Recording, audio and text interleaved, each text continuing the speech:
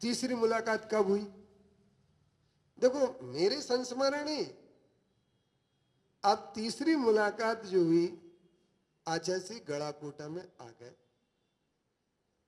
Band के साथ शुक्रवार का दिन था, उनका आगमन हुआ। नहीं समझे तो आ गए। अब हमारा एक मित्र बोला, यार सुबह तुम जल्दी आना। तुम्हें क्यों? बोले शौच के लिए अपन साथ में चलेंगे।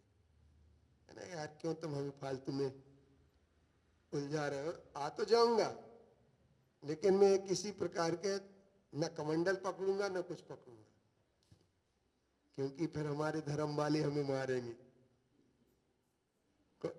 हमारे धर्म वाले हमें डांटेंगे कि तू अपना धर्म बदल रहा है। तो बोले आ तो जाओ यार। गए हम। तो जब गए तो आचार्य श्री शौच के लिए पटेरिया जी गड़ाकोटा, अगर किसी ने देखा हो तो एक पटेरिया तीर्थ क्षेत्र है, वहां शौच के लिए गए। तो अपन भी साथ में चले गए, दर्शन किए पटेरिया जी के, लौट के आ गए।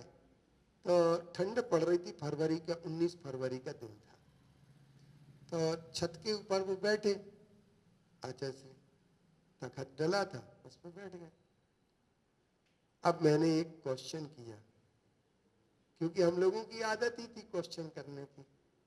काकू इधर उधर सुनो, जरा ध्यान से सुनो। क्या करने की आदत थी? क्वेश्चन। क्या क्वेश्चन किया अविनाश? क्या किया होगा क्वेश्चन? तो मुझे आत्मा की अनुभूति कैसे होगी? उन्होंने कहा तुम्हें आत्मा की अनुभूति नहीं हो सकती है। मैंने कहा क्यों? ऐसा मैंने कौन सा पाप किया कि जो मुझे आत्मा की अनुभूति नहीं हो सकती? उन्होंने कहा आत्मा की अनुभूति किस उपयोग के साथ होती है? मैंने कहा शुद्ध उपयोग के साथ। तो बोले शुद्ध उपयोग कौन से गुण स्थान से होता है? मैंने कहा चौथे गुण स्थान से। बोले किस शास्त्र में लिखा? कई शास्त्रों में लिखा। तो तुम्हारे यहाँ प्रवचन सार बृहद्रव्य संग्रह मिलेगा क्या? मैंने कहा हाँ, ले आओ। गया घर से, अलमारी में से अपने दोनों शास्त्र उठाए, उनके पास रख दिए। आचार्य जी ने वहां पर सबसे पहले मुझे गाथा नंबर 9 प्रवचन सार की, उसकी टीका जैसे आचार्य की दिखाई। उसमें बड़ा अच्छा लिखा था। और एक गाथा दिखाई 34 नंबर की बृहद्रव्य संग्रह की। इन दोनों गाथाओं की टीकाएं दिखाई, जिनमें ये लिखा था, दोनों का भाव बहुत बिल्कुल सरल था कि पहले गुणस्थान, दूसरे गुणस्थान, तीसरे गुणस्थान मिथ्यात, सासाधन और मिश्र गुणस्थान में क्रम से घटता हुआ अशुभ उपयोग होता है। अविरत सम्यक दृष्टि देशवृत्त प्रमत्त संयत गुणस्थान में बढ़ता हुआ शुभ उपयोग होता है। प्रमत्त अप्रमत्त गुणस्थान से लेकर क्षीण कसाय गुणस्थान तक शुद्ध उपयोग होता है। इसके बाद सहयोग केवली अयोग केवली शुद्ध उपयोग का फल है।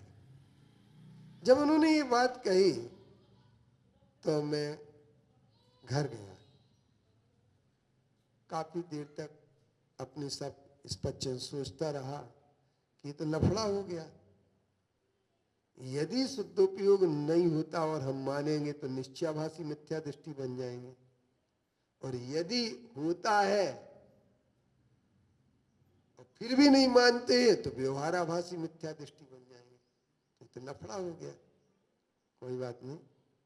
शाम को 6 बजे के लगभग पता लगा कि नाना जी सोनगढ़ से लौट करके आ गए। पास गया, बैठे, ठंड के दिन थे, फरवरी का महीना था। तो बोले कैसा क्या चल रहा है? उनकी जो भी अपन आवभगत करना थी सब कर ली, बातें कर ली।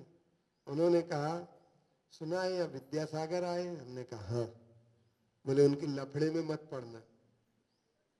मैंने लफड़े में तो पड़ गया। क्या पढ़ा? मैंने पूरा बता दिया उनको। बोले नहीं, कई शास्त्रों में लिखा है शुद्ध उपयोग चौथे गुण स्थान में होता है। बता दो, अपन उनके सामने रख देंगे, मगर उनका ये कहना मूल ग्रंथ होना चाहिए।